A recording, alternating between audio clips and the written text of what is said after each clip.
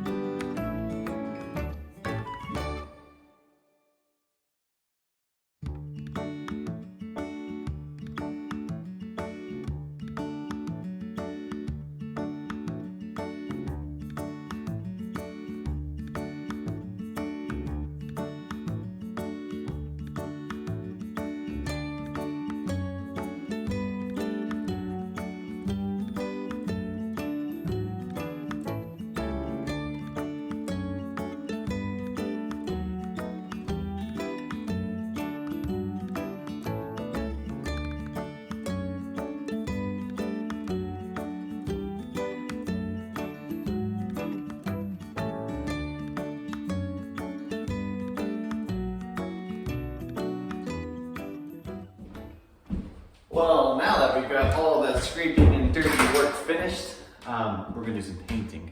I've already got the paint roller from the other room in here, and it's still nice and wet and gooey, so I will use it, but it is the colored one, so we'll paint the walls first and then we'll paint the ceilings, which is backwards, but it doesn't matter because I'm gonna be trimming the ceiling and the floor anyway. So we'll use this and get some color on them walls.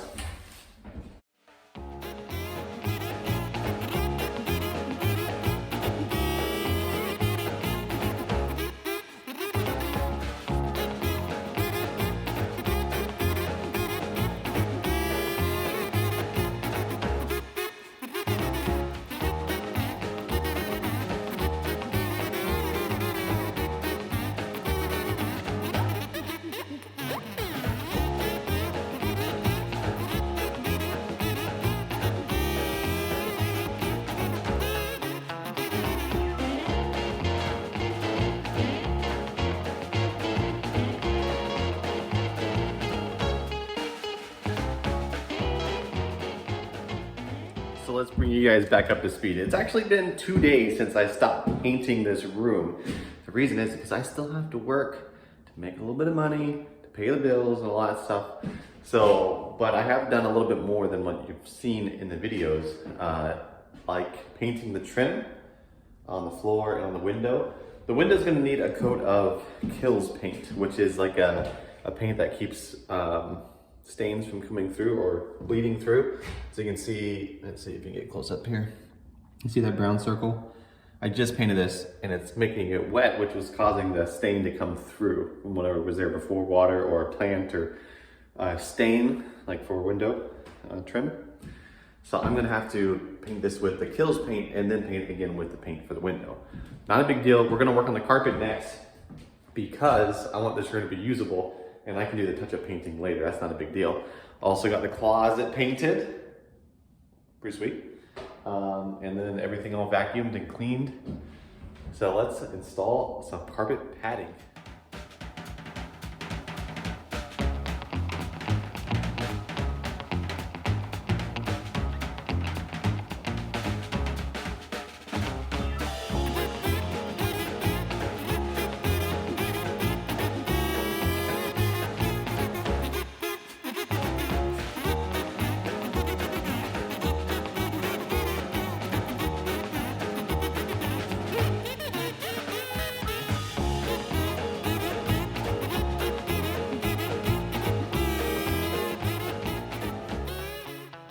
Carpet is ready to be cut now. We've got all the padding down and stapled and stretched and all that stuff, so it fits nicely, and then a little bit wild in the door there. That way we can choose how far we want the carpet to come out. But usually you just put it right under the door. So when the door closes, on this side of the door, you only see the flooring you have over here. On that side of the door, you only see the flooring you have there if you do it just right. Or you only see the threshold. So we're going to come in here and measure this out because this is definitely too wide and a little bit too long. Probably a bit too long. I'm not sure how it got so long, but Home Depot, they hire who they can, if you know what I mean. So I'm gonna try to cut that down out there before we get to here so it's not so crazy. And then that way it's a little easier fit, but we will see. So let's go measure and cut that.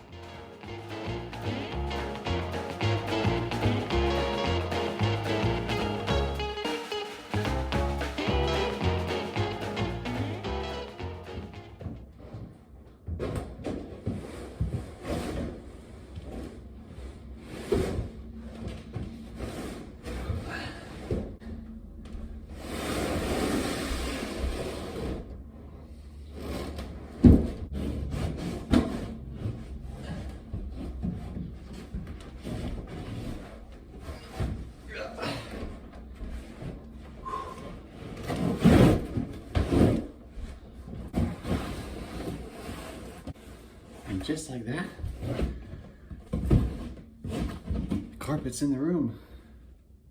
We just have to make it fit now.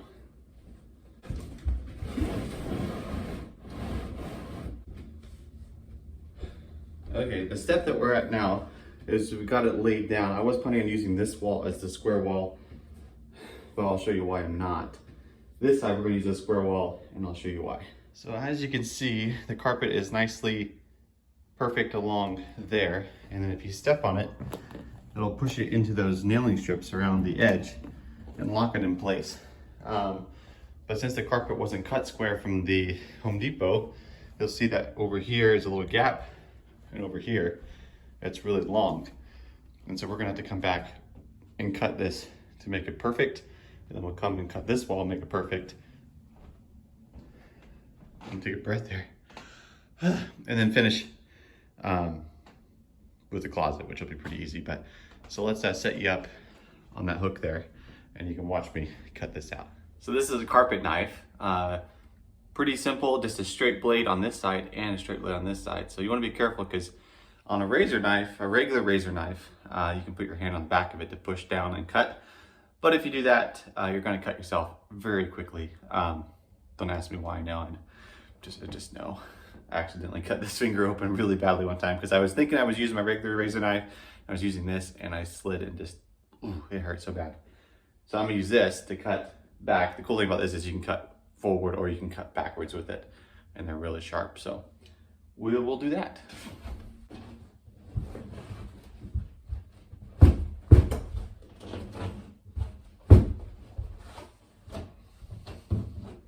And then I'm also going to use this tool, which is a carpet stretcher.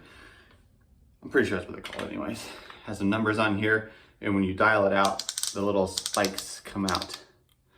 So you just set it to whatever carpet you have, which mine's pretty small, so 4 should do it. And then I can use it to push the carpet around with my knee, you'll see.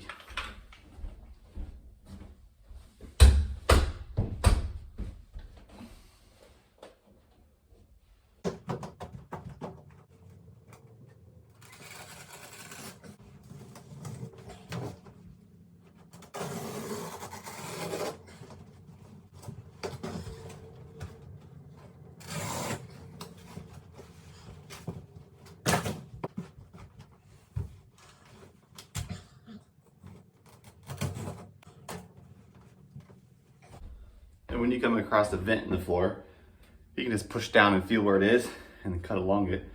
And it'll come out with a square, hopefully, or a rectangle, I guess. So now that we've got that side cut, well, that side's already pre-cut, but installed, and then that side cut and pushed down, we just have to work on these wild sides and get them done.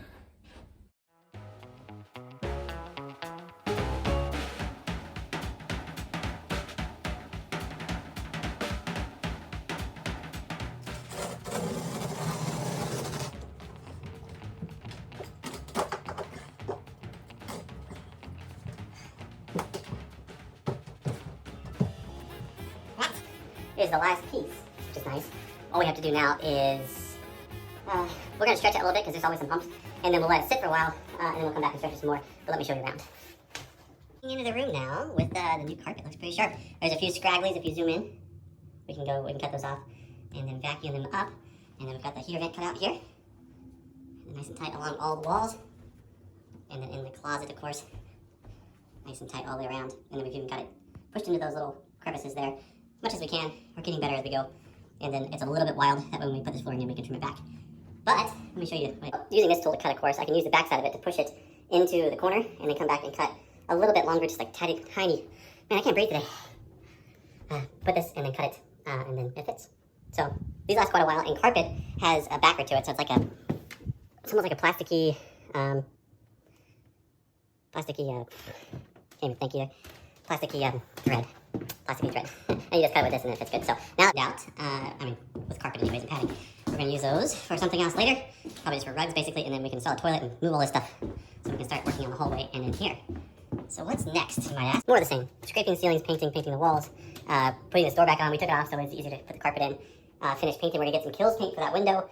And then the kitchen basically, all it's going to need is flooring and paint. So that's pretty easy. We're going to replace this wall with a wall and a door because this will be a duplex. So anyways, I think that's about it. So I appreciate you all watching, especially to the end because it's probably a little bit longer of a video. Maybe not, we'll see how the edit goes. Don't forget to look in the description below and all that jazz. Don't forget to follow me on Instagram and leave some comments down below. There is one question I'm going to answer here soon because somebody asked in the comments, what are the costs involved in moving and doing burr and all that stuff? And if you don't know what burr is in my last video, but we're going to make a video about it anyway, so stay tuned. As always, thanks for watching. We'll catch you later. So I'm sitting here editing the video and I couldn't resist doing double speed, actually speed and a half. So I think it's funny, but oh well, if you don't, too bad. It makes the video a little faster too, so that's what my plan was. So I'm going to vacuum the room and be done for the day. Anyways, we'll catch you later. Officially.